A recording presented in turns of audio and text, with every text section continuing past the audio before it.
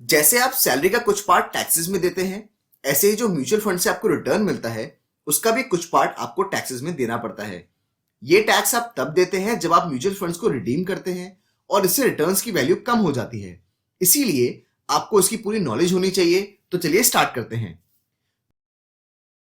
Subscribe करिए concepts world channel को, जिससे आप कोई भी वीडियो मिस ना करें। म्यूचुअल फंड्स में या तो आप इक्विटी फंड्स में इन्वेस्ट करते हैं या डेट फंड्स में। इस वीडियो में हम देखेंगे कि डेट म्यूचुअल फंड्स पर टैक्स कैसे लगता है। अगर आप डेट फंड 3 साल से पहले रिडीम करते हैं तो short term capital gain tax लगता है, जिसको एसटीसीजी टैक्स भी बोलते हैं। और अगर आप 3 साल के बाद रिडीम करते हैं तो long term capital gain tax लगता है, जिसको हम एलटीसीजी टैक्स भी बोलते हैं। कैपिटल गेन क्या होता है, अगर हम इसको एक एग्जाम्पल से समझें तो मान लीजिए आपने 2015 में 100 रुपए इन्वेस्ट किए एंड वो 2020 में 300 रुपए हो गए। तो कैपिटल गेन हुआ 300 रुपए माइनस 100 रुपए, मतलब 200 रुपए। इसी अमाउंट पर एलटीसीजी या एसटीसीजी टैक्स कैलकुलेट होता है। एसटीसीजी टैक्स लगता है आपके टैक्स स्लैब्स के हिसाब से, क्योंकि कैपिटल गेन सीधे आपकी इनकम में ऐड हो जाता है। मतलब जितनी भी करंट इनकम आपकी हो रही है उसमें आप कैपिटल गेन ऐड कर लीजिए और उसके बाद आप जिस भी टैक्स स्लैब में आते हैं उतना टैक्स लगेगा। इसको एक एग्जांपल से समझते हैं। मान लीजिए आपने 2015 में 2 लाख रुपए इन्वेस्ट किए और वो आपने 3 साल के अंदर ही रिडीम कर लिए। क्योंकि आपने पैसे 3 साल से पहले रिडीम किया है तो एसटीसीजी टैक्स लगेगा। अब जब आप रिडीम कर रहे हैं तो 2 सिचुएशन हो सकती हैं।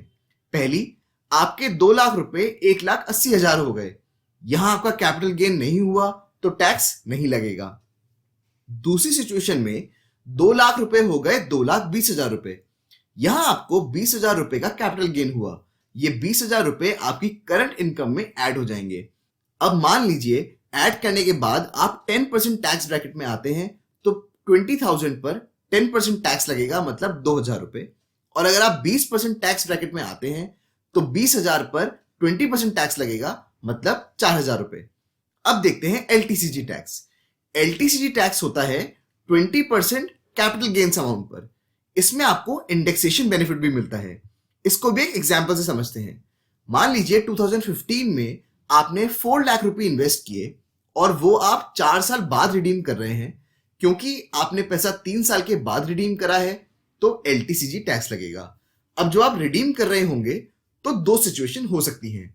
पहली, आपके 4 लाख रुपए 3 लाख हो गए। यहां आपका कैपिटल गेन नहीं हुआ तो टैक्स नहीं लगेगा। दूसरी सिचुएशन में आपके 4 लाख रुपीस 7 लाख रुपीस हो गए। जैसा मैंने बताया था, एलटीसीजी टैक्स लगता है 20% कैपिटल गेन अमाउंट पर और इसमें इंडेक्सेशन बेनिफिट भी मिलता है। इस केस में आपकी परचेज वैल्यू थी 4 लाख रुपीस एंड इसकी इंडेक्स परचेज वैल्यू हो जाएगी 4 लाख इंटू 280/240, मतलब 4,66,667 रुपीज। मतलब कैपिटल गेन हुआ 7 लाख माइनस 4,66,667 रुपीज, मतलब 2,33,333 रुपीज। इस पर 20% टैक्स लगेगा जो होगा 46,666 रुपीज। इंडेक्सेशन बेनिफिट कैसे मिलता है और कैसे कैलकुलेट होता है, इस पर हम वीडियो भी लाने वाले हैं। अगर मैं समराइज करूं तो सबसे पहले यह देखना होता है कि आप रिडीम 3 साल से पहले कर रहे हैं या 3 साल के बाद। 3 साल से पहले कर रहे हैं तो एसटीसीजी टैक्स लगेगा, जो आपके टैक्स स्लैब्स के हिसाब से लगता है।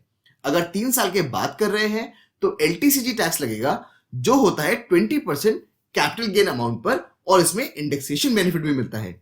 आई होप कि आपको वीडियो एक्सप्लेनेशन अच्छा लगा हो। लाइक एंड सब्सक्राइब जरूर करिए, जिससे आप कोई भी वीडियो मिस ना करें। मिलते हैं नेक्स्ट वीडियो में।